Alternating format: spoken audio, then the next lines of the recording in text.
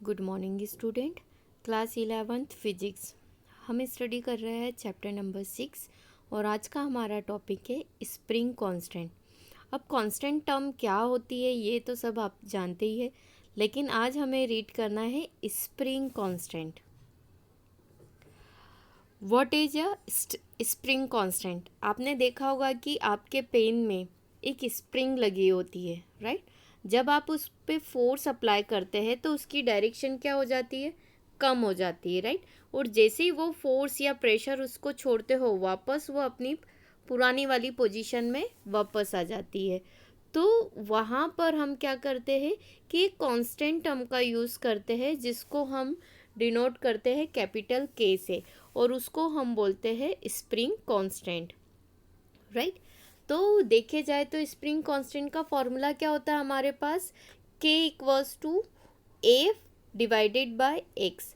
हम बोल सकते हैं कि ये जो है हमारे पास हम फोर्स अप्लाई करते हैं तो डेफिनेटली उसमें क्या होती है, उसके डिस्टेंस में क्या होता है, जैसे स्प्रिंग इतना बड़ा है, फोर्स अप्लाई करा तो इसकी पोजीशन क्या हो जाती है? कम हो जाती है, मतलब डिस्प्लेसमेंट होता है। तो ये एक दूसरे के क्या होते हैं? प्रोपोर्शनल होते हैं, राइट? तो जैसे ही हम प्रोपोर्शनल का साइन रिप्लेस करते हैं तो हम किससे डिफाइन करते हैं? के से, ठीक है? इसीलिए हमारे पास फॉर्मूला क्या होता है? K equals to f by x. इसको माइनस एक्स भी बोलते हैं क्योंकि जब हम प्रेशर अप्लाई करते हैं या फोर्स अप्लाई करते हैं तो ये क्या करता है? अपोजिट डायरेक्शन में जाता है, इसलिए क्या होता है? माइनस एफ अप्लाई होता है, राइट? तो यहाँ पे भी इसको माइनस एफ कर लेना। द स्प्रिंग कांस्टेंट के is a property of the spring itself, मतलब जो स्प्रिंग कांस्टेंट होता है वो जो के वो खुद ही एक स्प्रिंग की क्या होती है? प्रॉपर्टी होती है, राइट? अब फोर्स की यूनिट हमारे पास कितनी होती है? न्यूटन। और एक्स, एक्स क्या है? डिस्टेंस। मैंने बताया जो डिस्प्लेसमेंट होता है एज अ डिस्टेंस तो उसकी यूनिट क्या होगी? Metre. It means the unit of k को हमें डिफाइन करना है क्योंकि के एज अ स्प्रिंग कांस्टेंट है।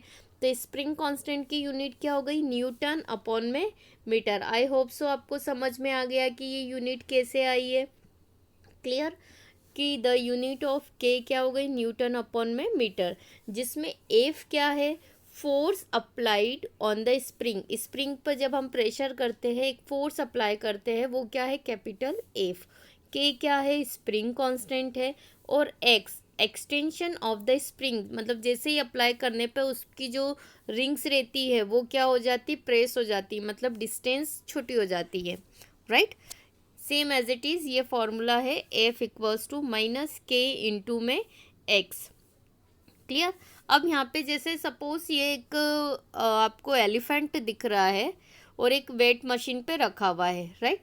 अब ये जैसे ही रखा है तो इस एलिमेंट का जो वेट है वो कहाँ जा रहा है? नीचे की तरफ, मतलब यहाँ पे फोर्स कहाँ जा रहा है? नीचे की तरफ, मतलब downward.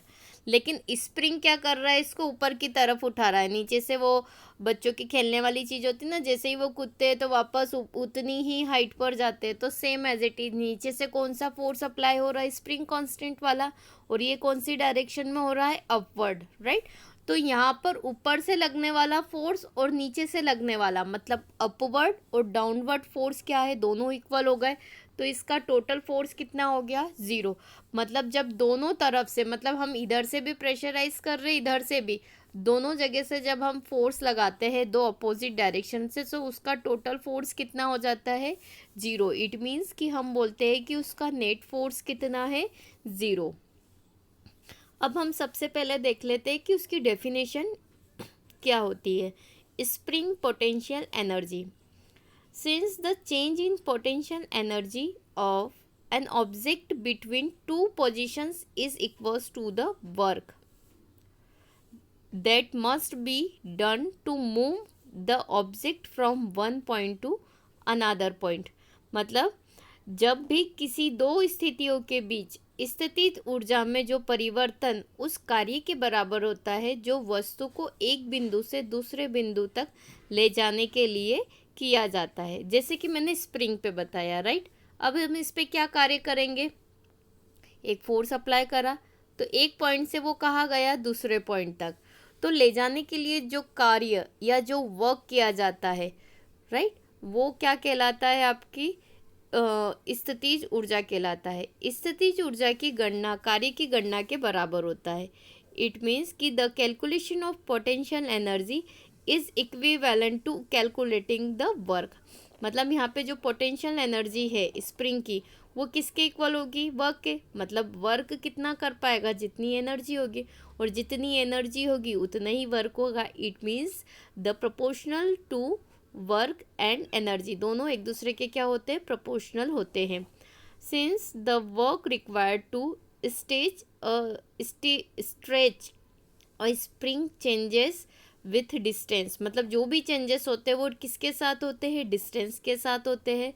The calculation of the work involves an integral, मतलब एक स्प्रिंग को फैलाने के लिए आवश्यक बल दूरी के साथ बदलता है। मतलब स्प्रिंग को हम प्रेशराइज करें या छोड़े जो भी है, तो डेफिनेटली वो क्या होता है, एक डिस्टेंस कम या ज़्यादा होती है, तो वो डेफिनेटली जो फोर्स है वो किसके साथ चेंजेस होता है, डिस्टेंस के साथ। और ये इसको हम किस तरह से काउंट कर सकते हैं, इंटीग्रेशन। हमने आगे के भी जो डेरिवेशन करे थे कई बार, कौन से इससे हेल्प से उसको कैलकुलेट करा था, इंटीग्रल मेथड से। तो यहाँ पे भी जो कैलकुलेशन होगा वर्क का वो कौन सी मेथड से होगा, इंटीग्रेशन वाली मेथड से होगा। अगर हम अब देखें यहाँ पे the diagram at right show a graph of force, एक ग्राफ शो करके रखा है। Stretch of a spring, the blue line, ये ब्लू लाइन है सपोज किसकी है, स्प्रिंग की है, right. The graph f equals to k x, Hooke's law, ये क्या है, फॉर्मूला है f equals to k x Hooke's law का। कि पिछले चैप्टर्स में आपको एक हुक्स लॉ होगा और वहाँ पे क्या होता है हुक्स लॉ कि force is proportional to the distance. It means कि यहाँ पे हम एक के क्या ले लेंगे, कांस्टेंट, और वो क्या कहलाएगा हमारे लिए, हुक्स लॉ।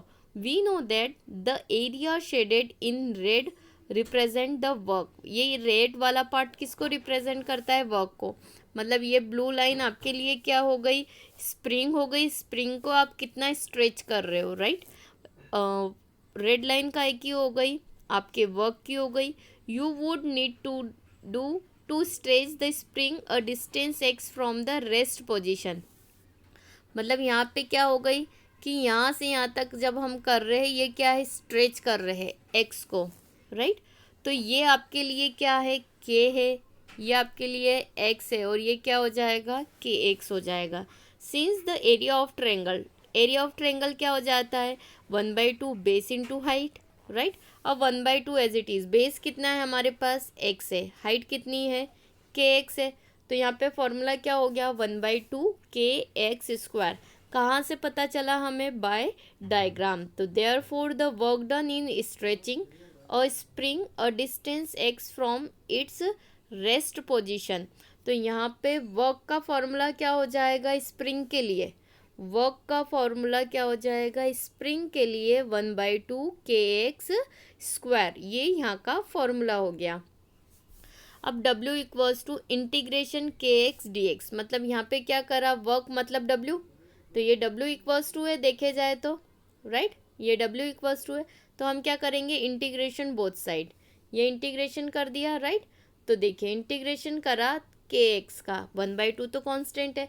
अब किसके रिस्पेक्ट में हो रहा है, एक्स के रिस्पेक्ट में, राइट। एक्स के रिस्पेक्ट में हो रहा है तो लिमिट भी किसकी आएगी, एक्स की।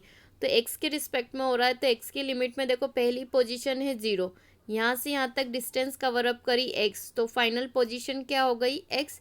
तो हमारी लिमिट हो गई 0 to x, राइट। अब हम डिफ्रेंशिएट करेंगे तो k कांस्टेंट टर्म है और x का इंटीग्रेशन कितना हो गया, x²/2। तो यहाँ पे हमने लिखा x²/2। अब हम लिमिट पुट अप करेंगे 0 to x, तो जब यहाँ 0 रखेंगे तो पहला 0 ही हो जाएगा, upper limit minus lower limit, x की प्लेस पे x रखेंगे तो सेम एज इट इज़ यही आंसर आएगा, k x²/2। तो हम बोल सकते हैं the work can also be visualise the area under the force curve, मतलब यही हमारे लिए जो अंदर का फॉर्मूला हो जाएगा कि कितना एरिया है इसका, 1/2 के एक्स स्क्वायर। अब जैसे स्प्रिंग है, राइट, अनस्ट्रेच स्प्रिंग मतलब नॉर्मल पोजीशन पे, तो इसका पोटेंशियल एनर्जी कितनी है, 0 है, मतलब ये इलास्टिक पोटेंशियल एनर्जी हो गई, राइट। जैसे ही इस स्प्रिंग को आप खींचते हो अपनी तरफ एज अ फोर्स से खींचते हो तो डेफिनेटली स्प्रिंग में ये डिस्टेंस बढ़ जाती। तो पहले ये स्प्रिंग यहाँ तक की थी, स्प्रिंग खींचने पे इसकी डिस्टेंस कितनी हो गई, एक्स। तो ये इस तरीके का डायग्राम बन गया, वही जो अभी हमने सॉल्व करा था राइट एंगल वाला। तो सेम एज इट इज़, तो यहाँ पे ये फॉर्मूला बन गया कि पोटेंशियल एनर्जी किसके लिए, यहाँ पे स्प्रिंग कांस्टेंट के लिए कितनी हो गई, 1/2 kx²। मतलब ये इसका एरिया यहाँ पे डिफाइन हो गया। अगर हम एग्जाम्पल देखें, if the force to stretch a spring is given by force equals to 100 newton per meter x, how much work does it take to stretch the spring 4 meters from the rest. मतलब यदि एक spring को खींचने के लिए बल दिया जाता है तो फोर्स इक्वल्स टू कितना दे के रखा है, बल कितना दिया है, 100 न्यूटन पर मीटर एक्स।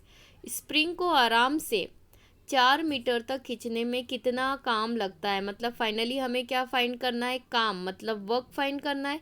तो वर्क इक्वल्स टू, मैंने अभी फॉर्मूला बताया था, कितना बताया था, वर्क इक्वल्स टू 1/2 kx²। तो यहाँ पे जब भी वर्क की बात होगी, राइट, वर्क की बात होगी स्प्रिंग कांस्टेंट के लिए, तो फॉर्मूला क्या हो जाता है, वर्क इक्वल्स टू 1/2 kx²। अब देखिए 1/2 एज इट इज़ है, राइट। अब के कितना दे के रखा है हमें, यहाँ पे के की वैल्यू कितनी दी है, न्यूटन पर मीटर। ये Newton per metre, Newton per metre किसकी यूनिट है, के की। ये तो फोर्स हमें बता जरूर रहे, लेकिन ये फोर्स किसके लिए बता रहे हैं हमें, एज ए स्प्रिंग कांस्टेंट के लिए। स्प्रिंग कांस्टेंट की यूनिट मैंने आपको बताई थी न्यूटन पर मीटर। मतलब ये के की वैल्यू है, के कितना दिया है 100, एंड द एक्स कितना दिया है, डिस्टेंस कितनी कवर अप कर रहा है वो 4 मीटर। तो x² मतलब 4 मीटर का स्क्वायर। तो ये देखो 1/2, ये 100 और ये 4 मतलब ये, राइट। तो ये कितना हो गया, 4 2 8, और ये कितना हो गया 800, और ये कितना आ जाएगा जूल। क्योंकि हमेशा अगर देखे जाए तो वर्क की यूनिट हम काई में मेज़र करते हैं, जूल्स में मेजर करते हैं।